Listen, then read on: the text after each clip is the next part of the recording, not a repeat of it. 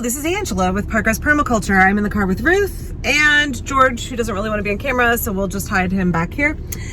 We are headed out to Scotts Mills, Oregon today to do two things. One is to pick up a fleece that I am going to be spinning, and the second is to visit Briar Rose Croft, which is a little farmette out in Scotts Mills where they raise champion dairy goats, and we're gonna go get some goat milk and some cheese up there. I originally was thinking, like, how can I tie this into permaculture? One thing that I think I struggle with on this channel is, how do I make it topical? How do I make it a teaching opportunity, an opportunity to explore a topic within permaculture? And you know what? I've had a really hard couple of days, and I'm really struggling to figure out, like, what exactly is the inherent permaculture lesson. I just want to show you our fun trip. We need a little bit of a breather. We need a little bit of fun. We're going to go visit some goats. We're going to go get some delicious goat cheese and have a little bit of a relaxing afternoon, and we want to take you along with. If any appropriate permaculture things come up, the folks at Briar Rose Croft do actually teach permaculture classes. But you know what? Let's just go have fun and have a little road trip down south of Portland. You guys ready? Yeah. Okay, we'll be back in an hour when we get there. Okay, I will show y'all when we get back home, but we just completed part one of our journey. We went and got a bag of fleece. You know, the staple's not as long as it looked in the picture, but I drove all the way out here, and so I took it, and it was super cheap, and I'm hoping to process that into yarn. It's pretty clean, just a pretty short staple, no weak spots. But whew, Ruth, do you have any thoughts on the driveway getting up to this place that we went to? It's quite scary. Scary, narrow, steep. FedEx truck. Oh yeah, we also had to like back in between two trees to get out of the way of a FedEx truck that was coming up to their property at the same time. We talk about, you know, our family sometimes fantasizing about moving back to the country. When we lived in the country before, it was on a main paved road across the street from the school where my husband worked. I have no interest in living in a location with a very narrow, rutted gravel road up a very steep driveway that is pretty sketch to get up and down. I totally understand why folks would want to live in a very private location with very with difficulty accessing it. But it's always a good reminder for me, you know, there's the fantasy of wanting to live in a rural location, and then there's what are the realities that you want to live with on a daily basis. So grateful to get the fleece. Also grateful for the reminder that I love my community, and I'm not really interested in living quite this far removed from, you know, of a more populated area, and definitely not in quite as rustic of a location. Again, understand why other people would want to. Love that there is a diversity of ways that people can choose to live in the kinds of homes that they have and community that they have. So this is the fleece. Let me put my key away here. So I don't think it's quite as much as they advertised, but that's okay.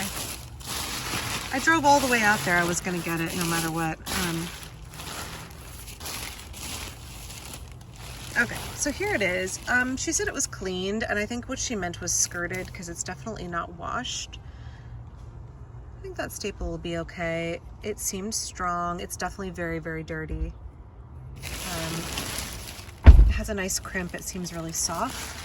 So I'll have to wash all of this. It's going to be hot and sunny over the next few days.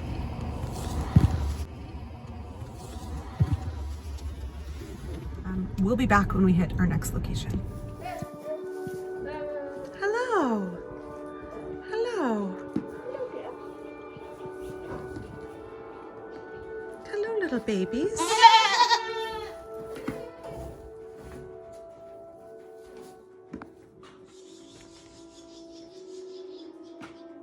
Hello. What was that? What was that?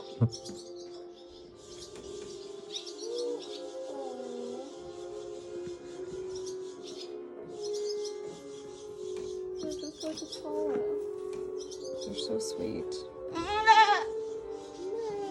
Okay, so we just got home from our trip down to Scotts Mills outside of Portland, kind of like outside of Oregon City, Silverton area. So Ruth and I thought we'd take a couple minutes and just talk about the afternoon. We don't usually do a vlog style video on this channel, but that's what today is. We've had a pretty difficult last couple of days and a really busy morning. And for us, having the opportunity to get out to the country, to spend some time in the car together, George and Ruth and I, chatting, enjoying each other's company, and to get out of the city was really important for us. So I'd seen this fleece that was a washed fleece that was cleaned for sale on Marketplace, and it didn't sell and didn't sell. And they kept discounting the price. And so when it got to a low enough point, I messaged her and said, like, hey, I'm interested in this. I'm a spinner. And sorry, Boofy, I know you're tired. We'll wrap it up pretty quickly.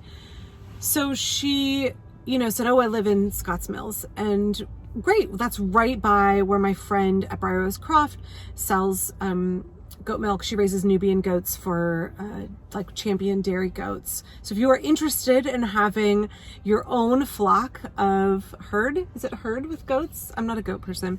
Of Nubian dairy goats. She sells both males and females, and I will link to her business down below. Beautiful champion, sweet disposition, can give as much as a gallon a day of high quality goat milk.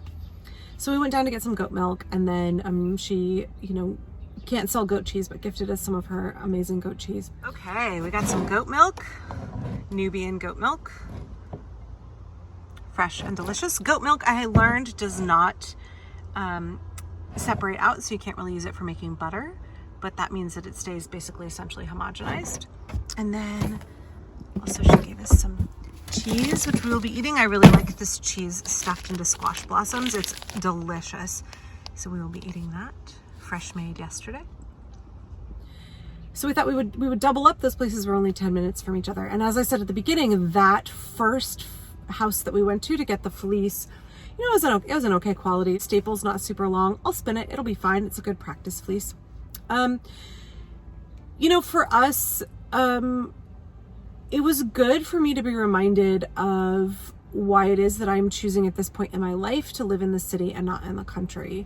Especially the first house that was up a very steep, gravelly, rutted driveway in the middle of nowhere. It just reminded me of when we used to live in a rural area and some of the challenges that come, right? Ruth, what were we talking about on the drive about how grass is always greener, right? And like you're trading one problem for another. There's problems in the city, and then there's different challenges in the country. What were your thoughts on going out there today? It's very gorgeous to be out there, and I really like visiting, but I feel like I enjoy visiting the countryside more than I would enjoy living there. Are there things that you like about the city? Yeah, I like how convenient it is to be within a reasonable drive of places. I also feel like, in general, the neighbors here are friendlier, and there's just more people. There's not very many people my age out in the countryside. And yeah, it would be, I couldn't really live in the country alone. I'd have to be with multiple people. So like if you had a community in the country, that would be better. That's kind of how I feel. We did our experiment living in the country for 2 years, and it was really, really difficult. It was gorgeous, quiet at night, very peaceful, really beautiful, and profoundly isolating. And so for us, we ended up moving back, and I get these longings to go back to the country, right? There's so many things about living in a rural location, how much that isolation can be really peaceful. I don't know if you can hear in the background of this video, there's all these city noises, cars, city buses, airplanes going over, and how much more ambient noise there is. And at night, how much more ambient light, right? In the country, oh my goodness, the stars are so vibrant at night. It's dark, it's quiet, it's peaceful. And we were talking with my friend, and she was talking about her goats, and we were learning more about them because I don't know very much about goats, and she continues to educate me, teach me a lot, but just she has a pond and has bats and has barn swallows and all of this wonderful nature right out her front door, right? And there's so much appeal to live in the country because you do get that peace and you get that connection with nature. And that's something that we can strive to have a level of here in the city, like a connection with nature, but we can't have the same scale that you get in the country, right? Yeah. And what do you feel about that, Ruth? Because you like goats and you've expressed an interest in having goats. What would you need in a rural location to make it doable for you? Or maybe a better question is like, where do you find the happy balance? Like, yeah, what's your ideal? Well, I would love it if our property had enough space to keep goats, but without having to move to a more rural location. So you like the things about where we are, is that right? But you just wish we had a little bit more land? Yeah, I like our neighbors. I like the part of town we're in. But there are a lot of things that you can do with the amount of land you get in the country. Yeah, and I think one thing that I felt driving all of that distance was when we struggling with my hand here. One thing that I remember from when we lived in the country was how much time we spent driving, 3 hours to Portland each way, right? You need to go to see a specialist at the doctor's office. You're committing to a 6-hour round trip drive. When you would go back to Portland for things, folks would ask you to pick up things at Trader Joe's or Costco because we didn't have any of that where we were. And so when you left your property, it was much more of a trek to go anywhere. And so you left less often. And in some ways, like you were dependent on company, you were dependent on people coming to you, right? And we lived across the street from my husband's school. So we actually lived in a rural area, but in town, in the village with one stop sign. And so we had the potential for more community. But even so, I found it very isolating. I think that even though I'm introverted, I have a greater need for people and some of the things in the country than sometimes I think until I'm by myself. I don't know if you feel that way at all. Yeah, you like people. There's not as many people my age out in the country. Yeah. Like if you had instant community, I feel like if I had an eco village, maybe I would go to the country. So I don't know, for us, it was a really good afternoon, and we had a nice time. We had some good conversation in the car, kind of recharging from the last few days, but also good reminders of when I get discontent with things here in Portland, when I get discontent with our infrastructure and our government and the pollution and the noise, and I kind of wish I had more land, and I get real daydreamy and grass is greener on the other side about living in the country. It's good to go out to the country and have a reminder of why at this season of my life, for me, it's better for me to live in the city. And I think for my kids, right, where y'all are at, right, like you go to school in Portland, your siblings don't want to live in a rural area.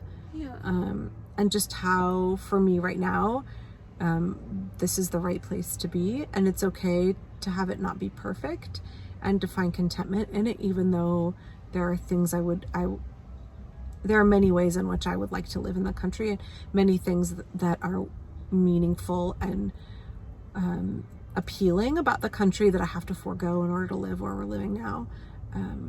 It is that trade-off, and I think that's that tension that I know I personally am going to have to live with for a while. And you know, Ruth, maybe when you're older and you have your own place, you can have goats, but for the moment, or emus. Or a whole menagerie of animals. And thanks for coming along with us on our trip today. I'll be back with a regular video next time. We're gonna unload and find something delicious to make with this goat's milk, maybe ice cream or something. Okay, thanks, bye-bye.